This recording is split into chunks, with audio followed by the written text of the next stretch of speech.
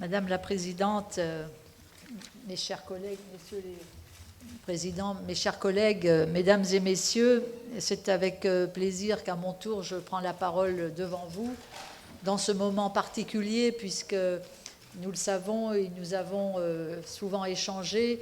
Le fait de se retrouver ici à l'Assemblée nationale est important pour vous, pour nous, pour toutes celles et ceux qui nous regardent dans ce moment de votre histoire et de ce que nous partageons. Je voudrais simplement vous adresser quelques mots, Madame la Présidente, Mesdames et Messieurs, concernant la situation des femmes. La situation des femmes en Iran est une situation préoccupante. Nous l'avions déjà dit lors de récentes rencontres, mais malheureusement, la situation ne s'est pas améliorée. C'est vrai qu'il y avait eu à un moment donné un peu d'espoir avec l'arrivée d'un nouveau président, mais nous voyons bien que sur ce sujet, comme sur d'autres d'ailleurs, et les orateurs précédents l'ont rappelé, eh bien la situation est extrêmement préoccupante. La violation des droits fondamentaux des femmes dans l'Iran des mollahs, ce n'est pas seulement une simple question de misogynie. Elle s'appuie évidemment sur une conception avec une idéologie d'un islam radical. Et nous savons aujourd'hui ce que cela peut représenter lorsque l'on voit jour après jour l'actualité malheureusement nous démontrer les excès inacceptables, intolérables sur ces sujets.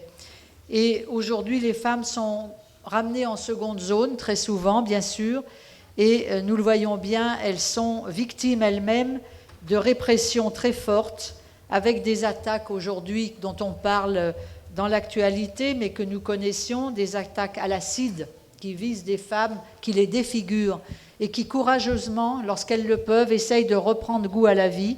Il y a eu des témoignages récents qui nous ont montré dans quelle situation dramatique et tragique se trouvaient ces femmes. Il y a bien sûr, l'Union européenne a critiqué le régime iranien pour avoir mis en œuvre aussi l'exécution d'une jeune femme pour un crime qu'elle aurait commis à l'âge de 16 ans. Nous le voyons, ces scènes sont d'un autre temps et bien sûr, ces condamnations sont inacceptables. Nous devons, nous, avec vous, lutter pour faire comprendre qu'aucune tolérance ne peut être faite sur de tels agissements. Ces incidents terribles et la répression incessante sur les femmes, mais aussi sur les jeunes, comprennent l'aspect le plus important d'une politique que nous ne pouvons approuver et qui, au fil du temps, fait des ravages. Je voudrais, Madame la Présidente, vous dire que sur ces sujets et sur la cause que vous défendez, eh bien, nous serons à vos côtés, bien sûr, pour porter là où il le faudra les messages. Madame la Présidente,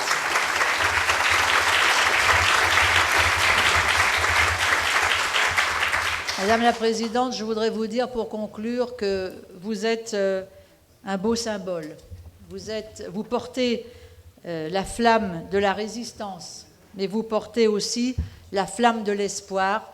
Et pour tout cela, eh bien, soyez sûrs que nous pourrons, chaque fois qu'il le faudra, être à vos côtés.